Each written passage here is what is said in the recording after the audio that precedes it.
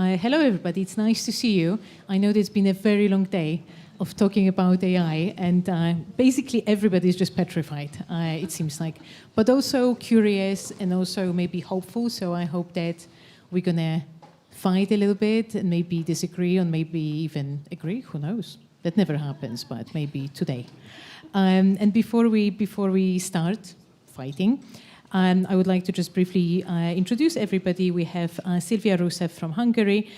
She's a film editor, media artist, and researcher. Hello, Szilvia.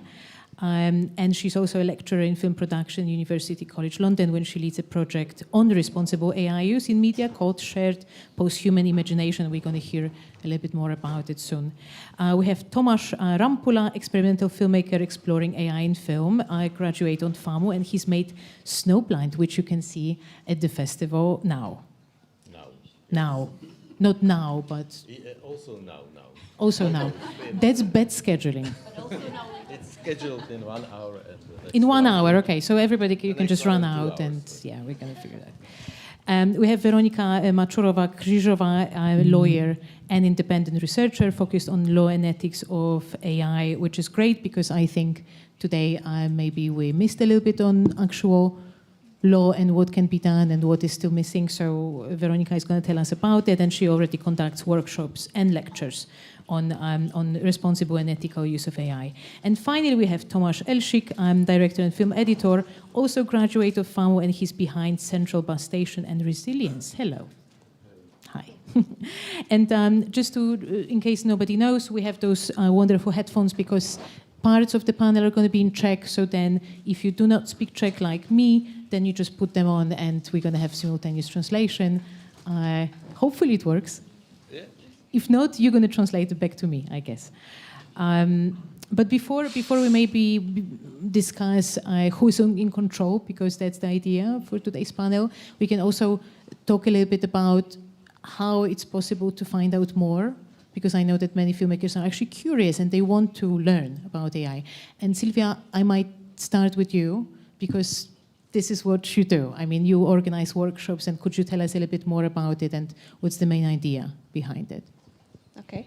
So first of all, I wanted to thank the organizers for inviting us, and also shout out to the translators who are sitting behind. We love the translators. Thank you very much. AI is not able yet to do that. It would lose context and subtext. So about the research, we did it about a year ago, just about the beginning of this whole hype cycle, I would say. And we were curious to hear from filmmakers and academics how they feel about AI and what are their worries, expectations, and kind of map for ourselves the main issues coming with generative AI in filmmaking, and then come up with some policy recommendations. So we did the workshops, which were meant to be interdisciplinary, to learn about AI, to be able to have some hands-on experimentations, to hear from artists, to hear from guilds or people, from legal perspective, and then discuss with all the participants. So I think I've been to a couple of discussions like this. I think the main points regarding emotionality is quite the same. There is a very high level of worry, I would say, about the protection of the work of creative people, which has to do obviously with copyright and authorship, and this whole question is not yet resolved legally, definitely. The question of creativity, I think, was very much dependent on how, from which roles people would look at it. For example, people who are working with in VFX, who are more used to be working with computer based tools, are more open using AI. Other roles, like editors, might feel protected at this point, but maybe not in the future. Maybe the most vulnerable were the screenwriters, and they are the most heavily pushing against the use of AI, as we have already seen also in the US. So there is a whole spectrum around it. And in terms of policy recommendations, what we were saying is that obviously there has to be a legal grounding, which is based on an interdisciplinary understanding of AI, because that's something that we learned also in the workshops, that computer scientists talk and understand generative AI in a very different way. Even just the term copyright doesn't even necessarily make sense for them. They talk about data points. So a book becomes data points, so it's not copyright. So we need to be able to translate and talk to each other. We as creatives need to understand what goes into those models, to understand what the material and human cost that is going into it, to be able to think about the environmental impact of AI, and as well as the human decisions or the human extractivism that goes into training AI models. So yeah, just thrown out a lot of that's good. high-level stuff. But Veronika, I noticed that you started to nod at a certain point. Is it something that you recognize, one of those issues that Szilvia just mentioned? I mean, not exactly one of them. These are there is this framework around mostly generative AI, but not just generative AI, but because, as we all know, during the process of filmmaking, from pre-production all the way to distribution, not just generative AI is being heavily used. The responsible AI concepts and the basic rules of ethics surrounding AI are being discussed widely, during this period of upheaval against generative AI, and also frenzy of adoption, let's just work with AI no matter what.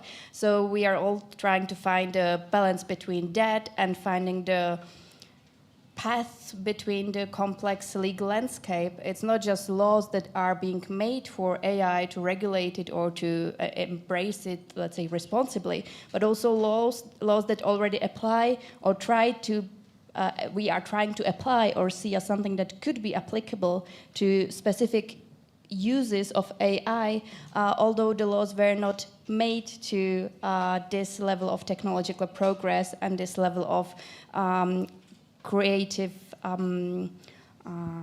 integration into audiovisual work. And I think right now there's so much backlash when it comes to AI. I think Guillermo del Toro just said that he would rather die than use it. Emma Thompson is walking around saying that her response to it is, it's fucking annoying.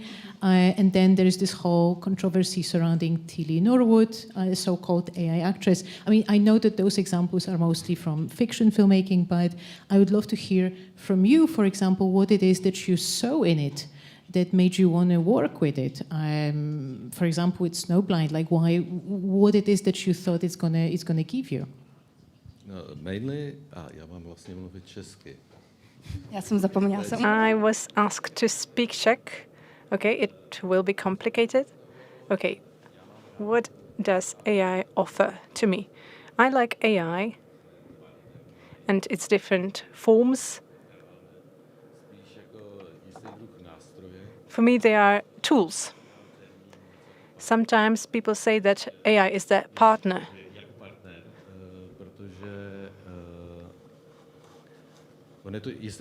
Because it is a means or a kind of communication which is taking place with AI. It is similar to what is happening when sculpting. You have a stone, you sculpt it. It can be limestone or a different material, and it allows you to do something specific. because it is a specific material. And then you have to use specific tools which are appropriate to that material. And they will be different for limestone and for sandstone and so on. So for me, it is similar. When I work with data set, it is like dough, which I try to mold. And inside, it is alive. It has its own life, its own agency. And I try to mold it into something that I want to express. And most of the time I experiment, I create experimental films, and they are also quite gloomy, which is why AI is helpful for me in that it helps me reach the undercurrent of what is happening between us. The statistics behind AI is able to extract these patterns and bring them to light. So I'm interested in the dark parts, in the dark things among ourselves. And the biases are something that interests me as well. At the same time, I am an experimental filmmaker, which is why I have to fight AI in a way, because a majority of these things work with statistics and averages, which means normally things that are not mainstream are even more overlooked when you use AI, because it is not present in the models AI is trained with. So I need to kind of circumvent this, but most of my films are programmed by myself at home, and I use AI as a partner, so I kind of have a dialogue with it. I call it it. It's not a they or a he or a she, but I think of it as receiving feedback from AI, and that's really nice. It is a two-way process, and I kind of perceive as something that is alive. Then I believe that there are other artists who have a different concept. Maybe they just have their vision and they want to reach it using AI. Personally, I do not think that is possible, to be a complete author, a human author just using AI as a tool. For me, it is a dialogue. It kind of moves in different directions. And I feel as if I am having a walk in nature and I'm brought somewhere unexpected. And then I try to look for patterns. And I remember that what I found curious is that the first time I talked to you, you also mentioned using AI as a tool. I used the exact same sentence. How do you understand it? Is it exactly the same? And are there some things that maybe you don't want to use it for? Do you have those kind of personal boundaries? Tak já vlastně přicházím. So I come from the context of editing. And I understand generative AI and AI as such as one of tools for filmmakers that makes it possible to cut costs. So many of the things that generative AI can is something that we were already able to do before. We can create voices with actors, and then we can switch these voices. We can do the same thing with image. We can put different elements into pre-existing images. And there is editing that manipulates reality as such from its very beginning, because it creates new reality. So it is just a new way how to manipulate things, how to create a story. This is the way I understand it. So I love AI. I love playing with it. And I use it for inspiration, because shooting films is expensive sometimes. And if I don't have somebody that I can use, I can take all the texts of this person and I can put all the texts into ChatGPT, and then I can talk to this person kind of through ChatGPT. And I can just try out something before shooting a real movie. So it's just another tool for me. And I think it's important to perceive it this way, because documentary is still just a film, and it is a form of art. And as artists, we can use all possible ways to create sound and to create image. So film as such doesn't have the same nature as social media or news. So deepfakes have different value in film than in the other media. But documentary is a genre which has a relation to truth. So if us, as authors and directors, call this relation into question, we put ourselves under a threat that documentary will disappear because it has a relation to reality, whereas other genres and social media do not have this relationship much. And fiction film has a relation to reality, and it has more emotional impact to the audience, and that's something that we need. I'm not thinking about my question. I'm just listening to your Czech version, which is apparently long. That's a very good point, actually. And I remember it was almost shocking to me when you pointed it out that documentary is still a film, because it's true that people react differently to AI in documentaries. There was a great keynote today, and one of the examples was, for example, Roadrunner about Anthony Bourdain, when it was not stated that his voice was actually an AI version of that voice, for example. Is there something, and I would love to hear from both of you, maybe anybody else, of course, also welcome. Are there any ways of using AI in documentary that you personally are okay with? And maybe some other examples that you did not like? It can be also when it comes to your own films, like what are the things that you're kind of fine with, let's say? Já teda vlastně Well, my jako režiséři můžeme as directors, if there is non-existing material, we can approach it by creating it with actors, reenact it, or we can generate it through AI. And I think both of these things are okay if the audience knows, and if the audience can decide whether this is in a way of understanding the message of the film or not. Then this is okay. If the audience is not aware, it is not okay. It is a huge problem, I think. Já teda jako k dokumentárnímu filmu z tohohle pohledu In terms of documentary, široká, takže I approach documentary from a broad point of view. já už předtím jako před, já nevím, So there is one thing I've been trying to do for 10 years already, maybe. Because 10 years ago, I started working with gaming engines. It created a huge space for me, and then I could go there with a camera, shoot documentaries about the world. And this is something that I did. And I still like this, so I like documenting emotional landscapes, even though it sounds very poetic to say this. So my documentaries are a lot about one emotion which has different varieties.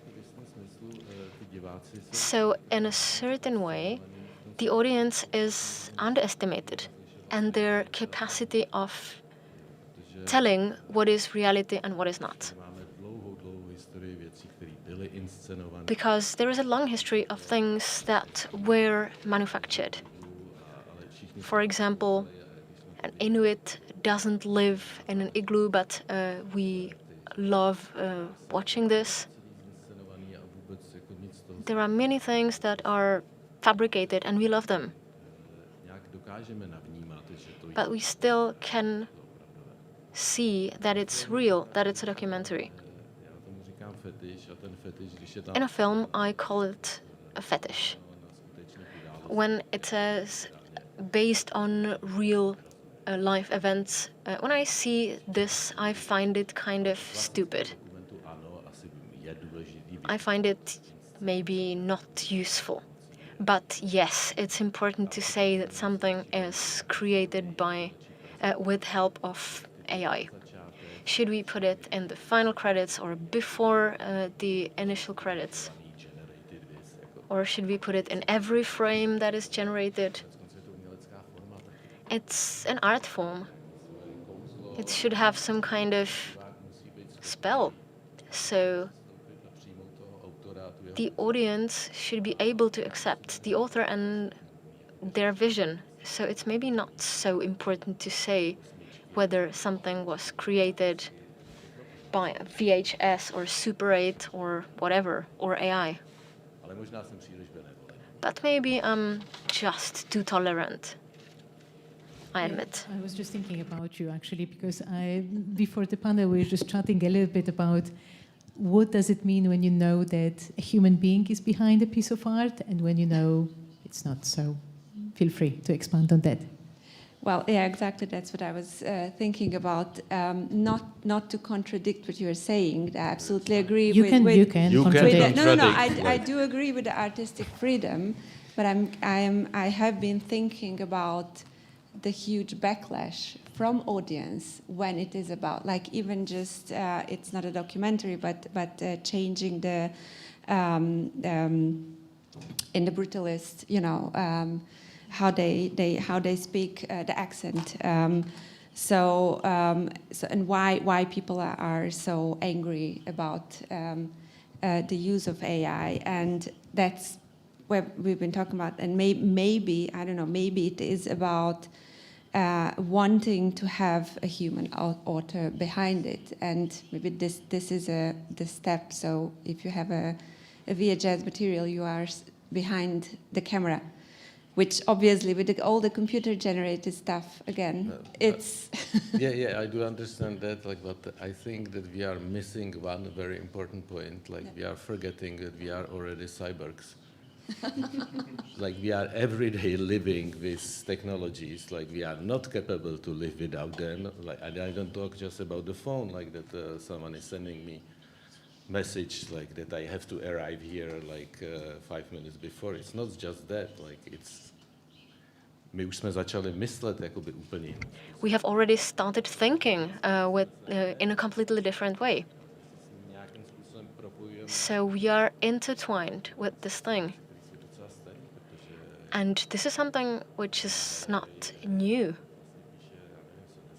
It is already here in the 70s. We are becoming machines. So for me, it is quite complicated to see what is behind the camera. Because the person is not even behind the camera. He or she is an operator in many ways. Operator of the camera, and like this, they create the image in the same way as the camera creates the image itself. Because it either limits me or it gives me superpowers. I can, for example, see further than normally, or I can slow down something. So I still kind of think that I interact or communicate with the camera. So you see, you're not fully machine yet, because it would fix itself up. Ne, to bude stačit. This is it. Jsem se lekl sám sebe teďka. I was just kind of afraid of myself. I mean, I understand where you're going with it, but before maybe we fully morph into one with technology, we still have to figure some things out. And I would love to hear from you, what are some ways, because I guess that you might have plenty of examples of what is considered maybe ethical and not ethical, and how you advise people, for example, when they seek your advice on how to make it legal, although that's not a good phrasing, because law is still not quite keeping up with all this, with this entire revolution, but I would love to hear from you. Dobře, a já si pokusím i nějak navázat na to, co říkala. Okay, I would like to follow up on what my colleagues have said. Tomáš's movie is a great example of how to creatively use AI. The general public, when we mention something has been created with generative AI, there is a new word for it, generate. It is something that is the output of the generative AI. But this is something, this word generat in Czech is something that has so many connotations in Czech already. It looks like a form which is not as quality as some other things. And taken into account the AI slop, it really inspires the public to talk about it this way. So there are some ways to use generative AI that can be very artistic, very personal, reflecting the experience, the personality of the author so much. Everything the author comes from their background. But then we start talking about whether it is a piece of art, whether it is a creation by an author, and we need to work with the concept of transparency, which is very important, especially in documentary, and especially the European AI Act tries to figure out that deepfake can be used in an artistic way. So then transparency can be different in this area. So we already have some kind of basic framework,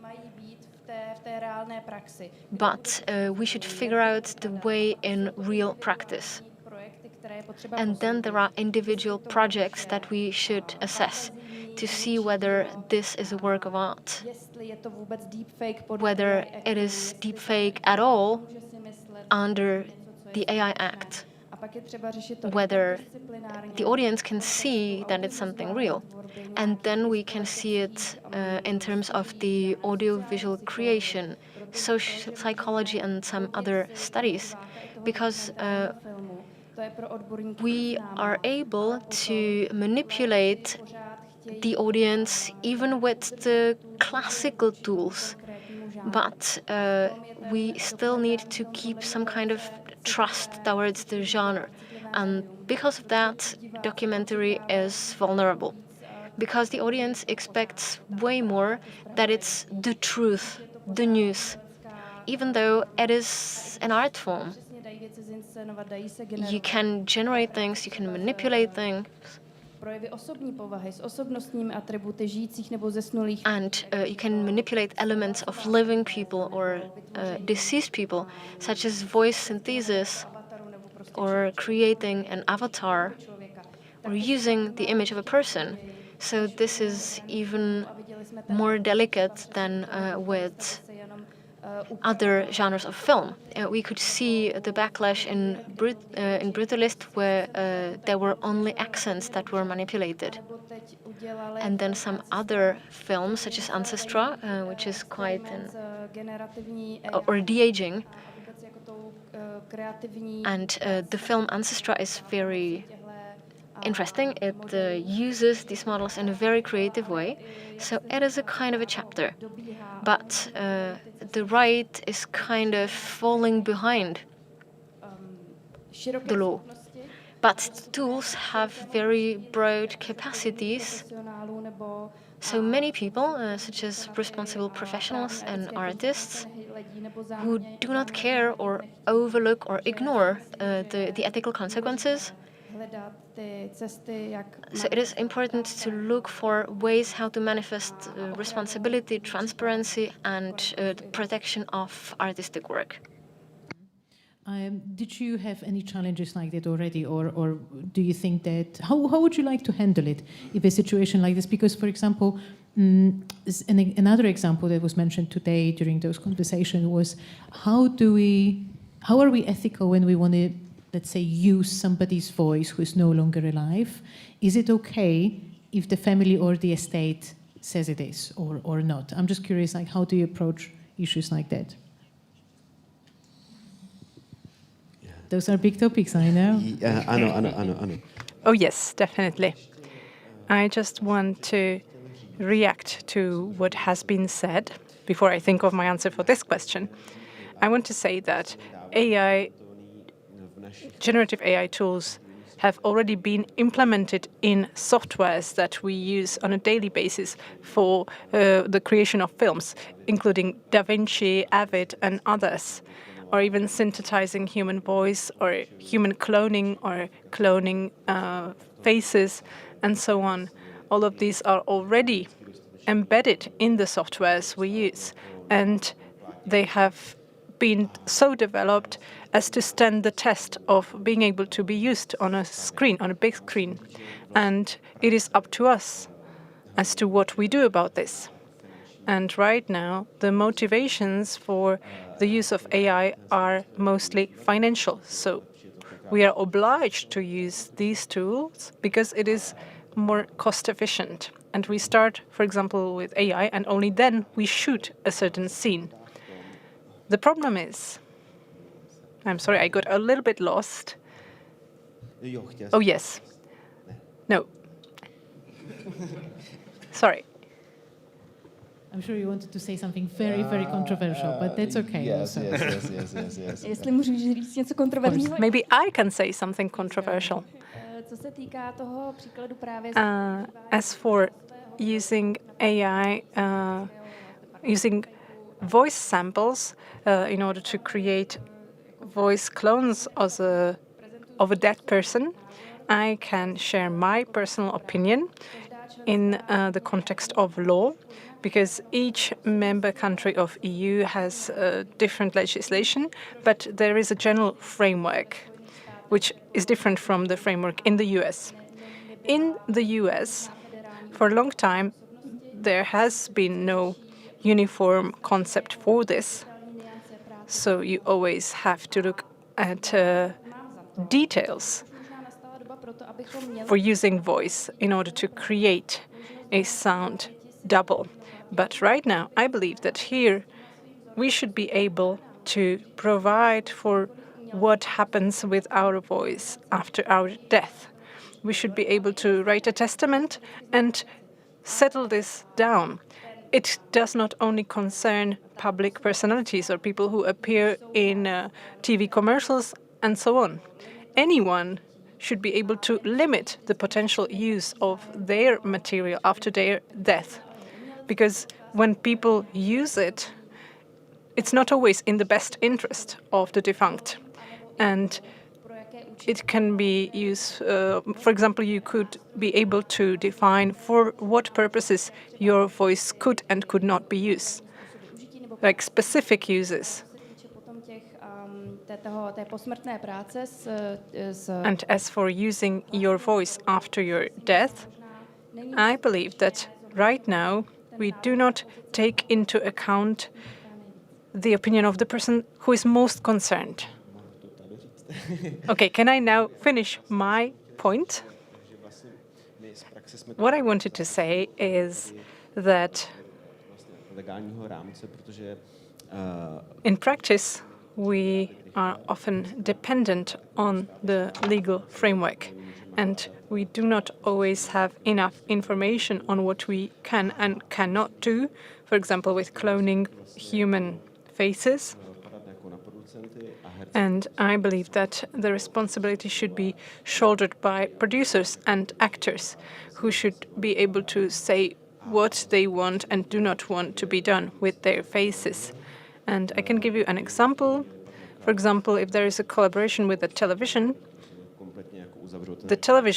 should hold all of the suppliers responsible, because there is a whole chain of responsibility. And if you have one weak link, then it influences the whole result. So you should be able to control this on every level. I have just one quick comment on this. What I like about your example is that we can discuss legislation and ethics at the same time, because you always have a certain law, but then you also look at the ethical aspects. And I can imagine many examples of use of a generated voice or a deepfake of a person, be it dead or alive, for example, an artist. And I can imagine that these uses can be pretty much all right. They can be beneficial for the society. They can be ethically correct. and there needn't be any backslash from the public. But of course, this is the debate that we need to be having right now. So we need to adopt AI not just technologically, but also socially. Thank you so much. I have to say that this is a very good point, and one I haven't heard at those panels before, that we all should think about agreeing or disagreeing to certain practices, even though we can't expect to be a subject of a documentary, for example. But this is a very good point. Before we open up to the audience, because of course we would love to hear from you as well, there were many examples today from the UK, from the US. Could you talk about what the situation is concerning AI in Czech Republic, locally, and maybe Hungary as well? I would just like to hear is there anything done? Maybe not enough. Are you trying to make sure that it happens? Because I know that so many European countries, they feel like we're still a little bit behind those big players, but maybe we can't just accept that this is true. No, můžu začít já, ale Okay, I can start. We have been speaking about AI as something that is somewhere in a cloud. But at the same time, we shouldn't forget that AI is a result of scientific research. And this science is financed by somebody. Of course, financing the development of AI tools is now getting cheaper, but still, these are hundreds of millions of dollars invested in this. And in this way, we should look at who wants to obtain what with AI. We will probably have AI as a part of our life for some time. We cannot avoid it. So the question is, what purposes it serves? When we look at documentaries, it's really about what an artist wants to express. And then the question is not whether or not they can use deepfake. It's more about the message they want to share. And if it's pure manipulation, then this brings us back to ethical concerns. And I think it will be difficult to have regulations reflecting these issues, because we should not over-regulate things, which is what often happens here in the Czech Republic. Each year you have a new piece of legislation which is banning another type of kratom. It is super detailed and it makes things complicated. So we need to kind of list all different forms, because these things exist in a physical form, then they are online, in the cloud, and so on, how they are created, and so on. And for example, we have a lot of legislation on autonomous models, on image recognition, and for example, when AI started with diffusion models, it was used for breast cancer diagnosis, and it was discovered that AI was much more successful at this than humans. But enough from me. I agree with the fact that AI is here to stay. And that's all right. I am a part of the Association of Film Editors, and we try to organize webinars on the topic. And we also collaborate with Tempo, the European Association. We have had a series of lectures. For example, we have had a technological workshop where we discussed what individual tools could do. And then we will have another talk on ethical aspects and so on and so forth. So we need to discuss this topic, and we need to strike a balance between these opposites. I agree. I cannot say much about Hungary because I'm based in the UK as an academic, but maybe this is a point to say that I think it's obvious that informed decision is important in whichever angle you come in, and the question of our responsibility regarding public opinion, so we can move out from the discussion of whether AI will wipe us out or it will solve all our problems, because neither of these opinions is helpful to get on with a discussion. So yeah, I think education comes in at that point, and what you're doing with Tempo, for example, or these kind of discussions are very important, which at the end is also the question of how the EU regulation is then at the end implemented, right? No, k tomu jenom možná zkusím krátký komentář. Just a quick comment on this. Jako možná neúplně pohodlná pravda je to, co tady zase říkal Tomáš. Unpleasant piece of truth is that AI is here to stay. It will become part of our lives, way we use media and art forever, maybe. Just as Tomáš has said. So we need to know that there is an alternative which can make expression easier for people that maybe would not be able to express themselves artistically. Or maybe we should look at the development and see if we are going in the right direction. So this will become part of the artistic process, and also a question of what kind of media we use. And there will have to be a discussion of how to approach this tool in a responsible way. And the audience will have to be able to tell what is creative work with the tool within an ethical framework, and which, on the other hand, is a manipulative piece of manipulative content to abuse creators and the audience.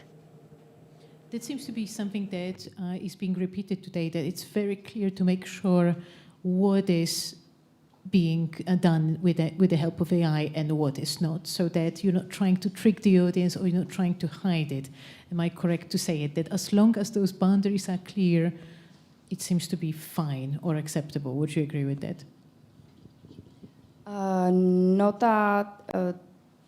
The transparency in discussions will have many varieties in these discussions. So it is important to know where deepfake was used, that some output was used by generative AI. Maybe we will discuss transparency of prompts in the context of some information, such as amateur journalists, where, for example, already the form of the prompt can tell us what was the intention. So I would like to see this, if not in legislation, then maybe in self-regulation, or it should be the demand of the public, of social media. So I think that transparency is key, but we will still look for a way how to do it in the best way with not too much paperwork. Demand of the public, that's a very good request, I guess. I wanted to check if we have any questions already, and if we do, you can just raise your hand. We're going to give you a mic, and you can speak in Czech as well. Maybe other languages as well, I don't know. Italian, Spanish, who knows? Yeah, we have a question up front. Do we have a mic, or do I just give you mine? Somebody's coming. Just keep your hand raised so we can find you easily. Thank you. Thank you so much for the panelists. And it's great to have two very different perspectives from the law and also from the practice. So I have a comment and a question. The comment actually comes from a real life comment. I really appreciate this idea from the law perspective about, someone maybe someone should start to writing a will before they pass away to say, the voice and the images shouldn't be replicated. for other images, after someone passed away. Because my real life experience was actually a very close friend of mine.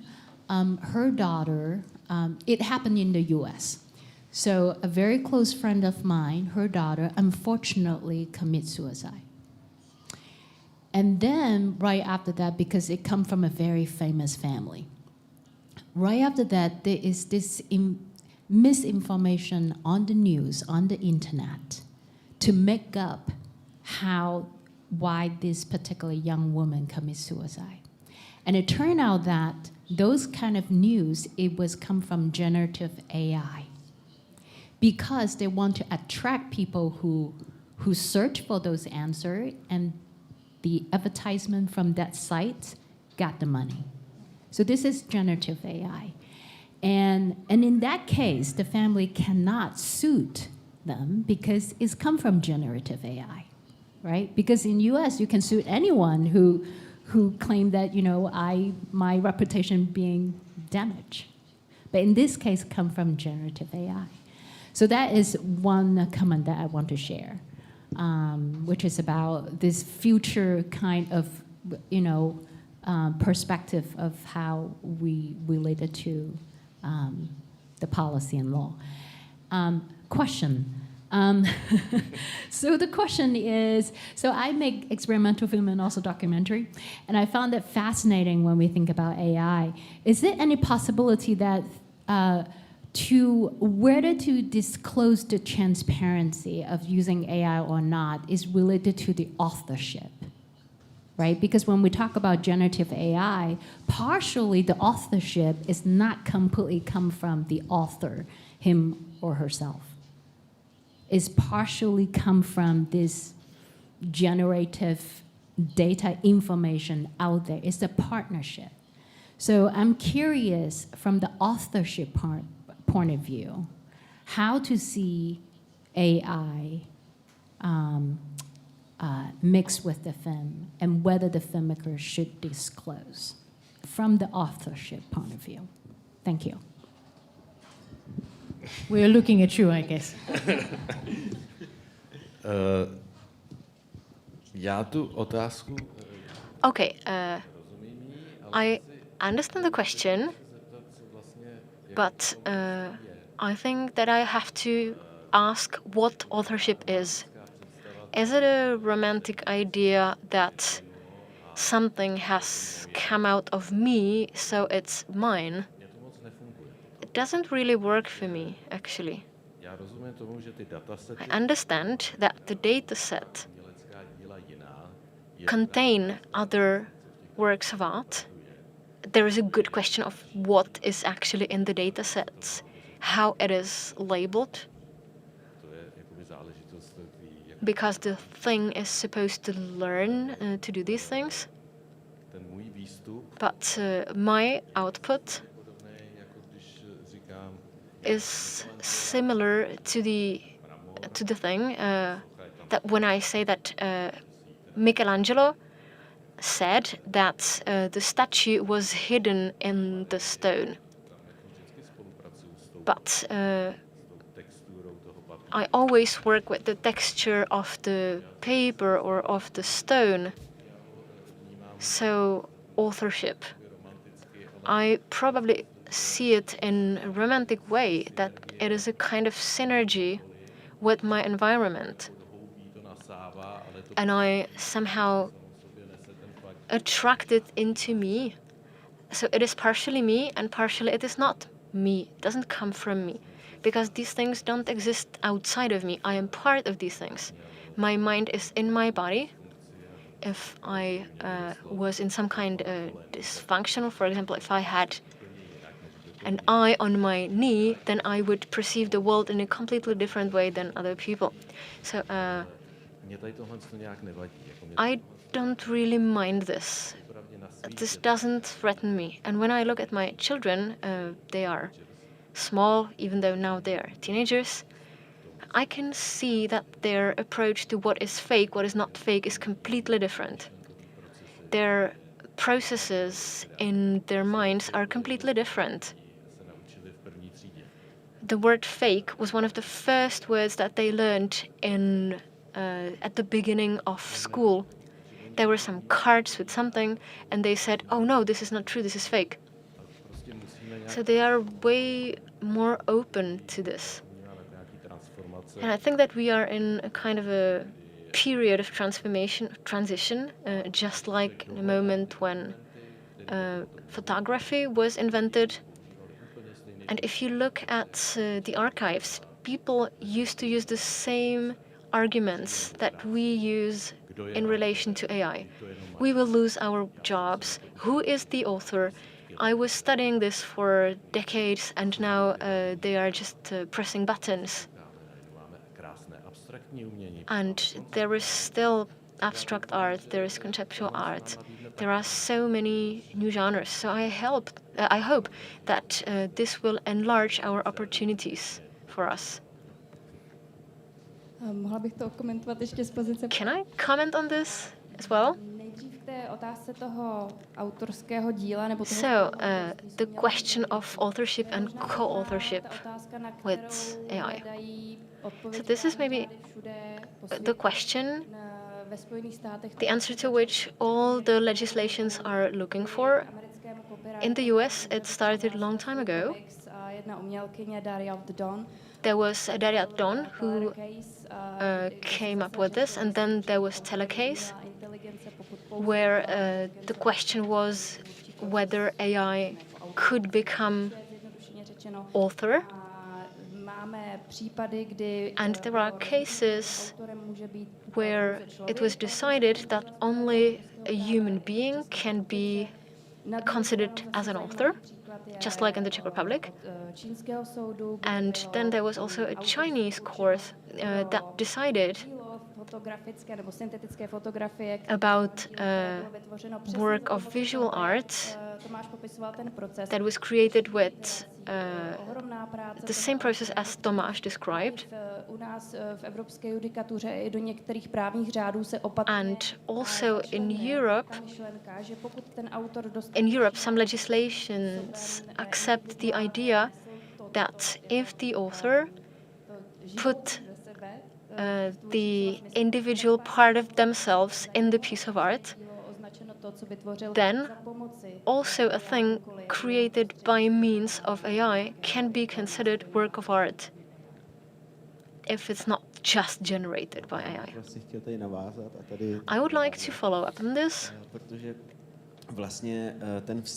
because the relationship keeps developing.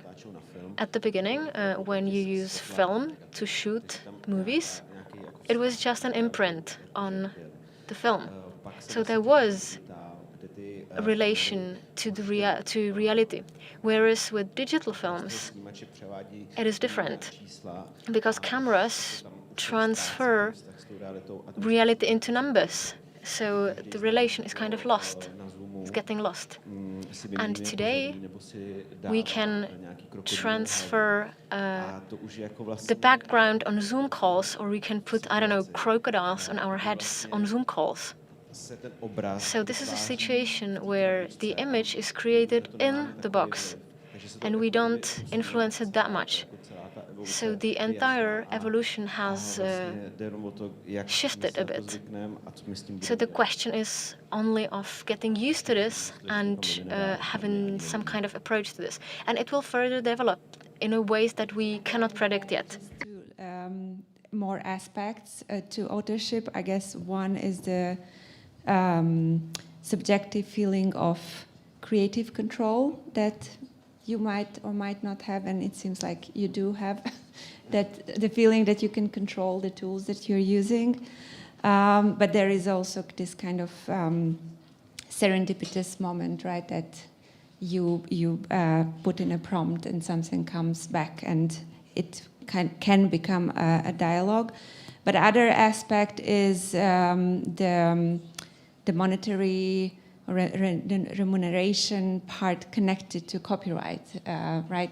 Because that's then can become the existential part which complicates this discussion, or may complicate this discussion, depending on again, which role you are in which you're using AI, generative AI specifically. Thank you. Do we have more questions over there? We're coming. Just maybe keep your hand up so we can see you. Yeah. Yeah, I would just like to, it's like comment, open question, I don't know, about the invention of photography. It's like, I know that every time a new technology gets invented, people freak out, then kind of things change, but then in the end it's fine. But we never had a new technology invention that was literally burning and draining our planet in real time.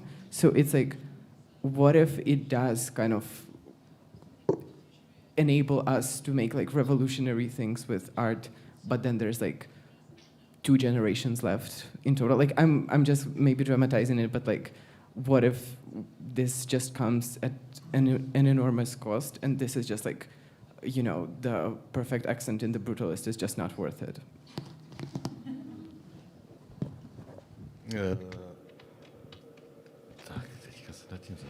Okay, let's have some time to think about this. I am trying to remember the question in your comment.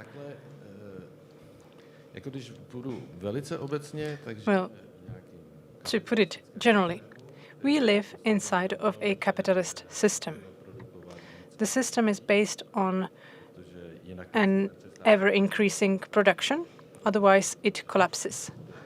And it presupposes that we continue to produce more and more things, which is illogical because it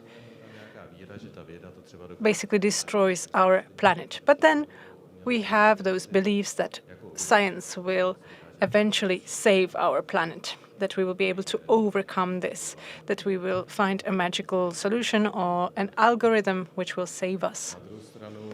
On the other hand, I cannot imagine a possible end to this new technology.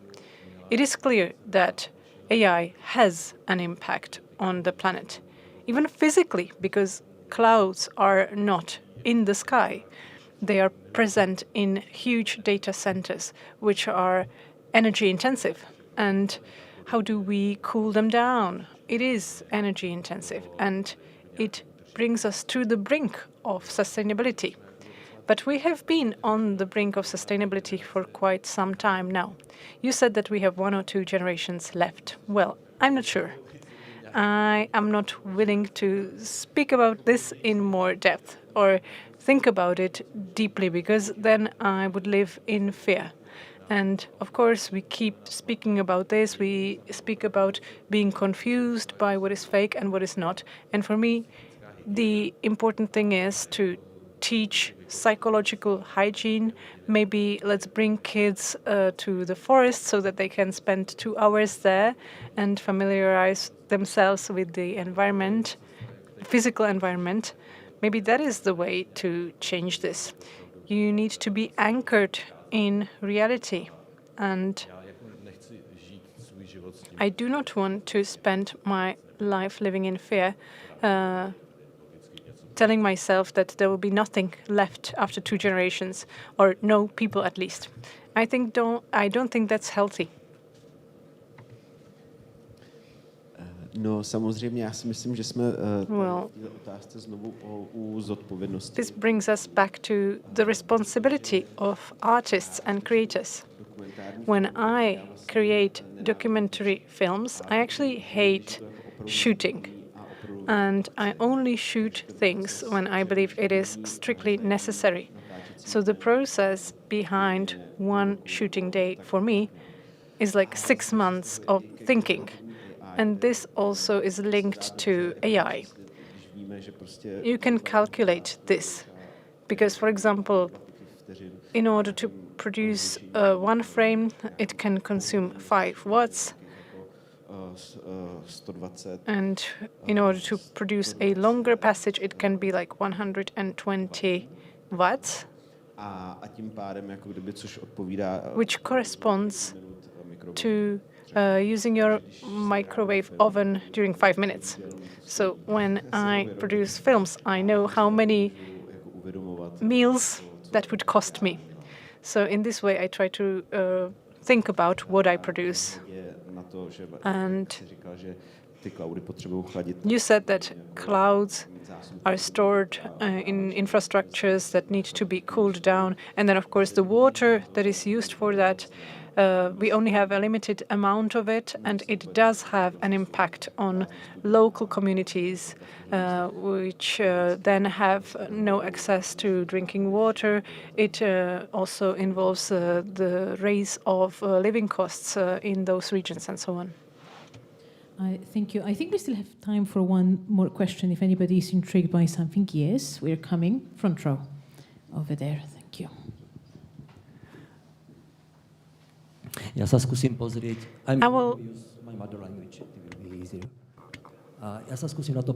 I will try to have a different perspective on this, a perspective of a viewer, a film audience.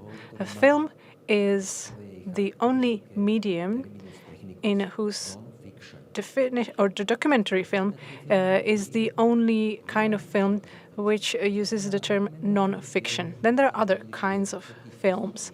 So in this way, documentaries are different from other films in that they are non-fiction, in that they bring a value to the viewer. I, as a viewer, want to know whether I'm watching reality or virtual reality. AI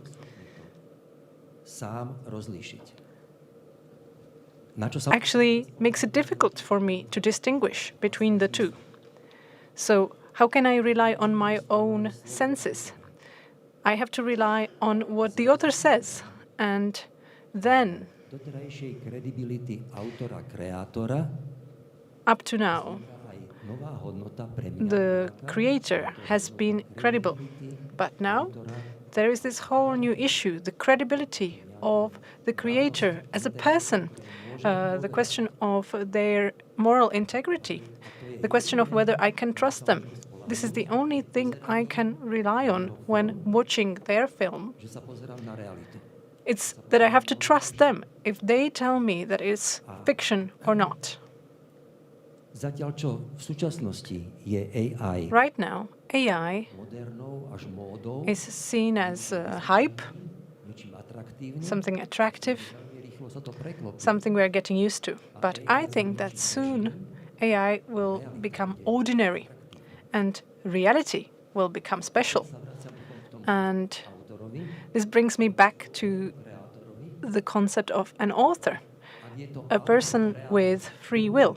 If this is a creator, a documentarist, creating non-fiction movies, then their human credibility, their integrity is the only thing for me as a viewer that guarantees that I am watching reality. Otherwise, the creator just creates a track record for their audiences, not just as creators, but also as humans. Thank you for your attention. I guess this is something that maybe we talked about a little bit in the beginning. It's true that this kind of discussion is more fascinating at a documentary film festival because, as you said, and you said, there is, I mean, we come into documentary films as just like you notice, we think it's true. We expect it to be true. Do you want to add any more thoughts on that? Because it's a big question for sure. I completely agree with what has been said. However, I think that this is something new, a new aspect, credibility. One of the aspects of films which will be mentioned in pitches and so on, and maybe it will become a bigger part of how we communicate about new films. I also agree in many ways, but again, I have a different sense of authorship, as I have already said. So let's nitpick a little bit. For me, credibility means that the author is someone I have a relationship with, I as a viewer, and then I can either accept or not accept what they are saying. It is important for me to be open when you are in a cinema watching a film, because if you have studied at FAMU like me, you have the tendency to watch a film and then you question it. You're like, okay, who edited this and who did this lighting design? Wow, this is such shit. But in this way, you overlook the film itself. Even if the editor did a poor job, you need to see the film as a whole. And you need to be very open for that. You need to be open towards the author of the film. And then at the end, maybe you can say, okay, it didn't touch me at all, which is okay. And also, when it comes to credibility, I can also, for example, think of a creator I know personally, and I already have a relationship with them, I already trust them, then I will not mind whether they created their new film using AI or not. That's immaterial, of course. If you mention deepfakes, that's a different thing. This is even illegal and unethical. But say that they just use an AI format for a film essay. Then again, this can be a documentary, but there is not just one kind of documentaries, which is what I love about documentaries. And the genres can merge and morph, and they can still be relevant, even if they use AI, and they can make sense. That's important for me. Why not just watch a film and trust it? It is also about integrity, but not just about it. I want to comment on this as well. For example, in the case of documentaries, I think it is important to see how you use AI tools and whether you have an internal moral approach. And if you use AI just in order to save money, for example, but at the same time you try to bear in mind your moral imperatives and your rules, then that can work. And for viewers, it might be important if you also kind of respect the law, and then you have the freedom to use or not use Gen AI, but at the same time, you, as a viewer, have the freedom to watch or not watch films created by Gen AI. And then, of course, we need to distinguish between Gen AI and deepfake. For me, the distinction is about what I consider authentic. And I can, for example, have a badge saying this is human-made, and that can be all right for certain creators. I have started to look into this a bit more, because for me it is all about the transparency, the choice, the creative choice or the societal choice and the impact of it. Just a quick thought about this, and we didn't talk about bias, although I think it's a big question as well. But I think both the ethical or moral questions in documentary and bias are questions that haven't started with using generative AI. So we've been thinking about those for many, many years, starting, as you said, with Nanook the Eskimo. So I think we do have the answers in us as filmmakers. We just have to kind of listen to the answers that we already have. And I think it's also good to rethink what authenticity and authorship and creativity is. So maybe something, maybe not new, but maybe it can move a discussion and also even in the direction of not using AI in certain moments. Yeah. Yeah, exactly, and I think we can all agree that technology can be fascinating, but to borrow your comment, reality is special. And I think we all believe it, otherwise we wouldn't be here at this festival. So let's just not forget it, I guess. Thank you so much, and thank you for staying. This is not over, because there's still going to be one summary of the entire day and of the entire conference, so stick around. But thank you so much for being with us. Thank you. Dziękuję.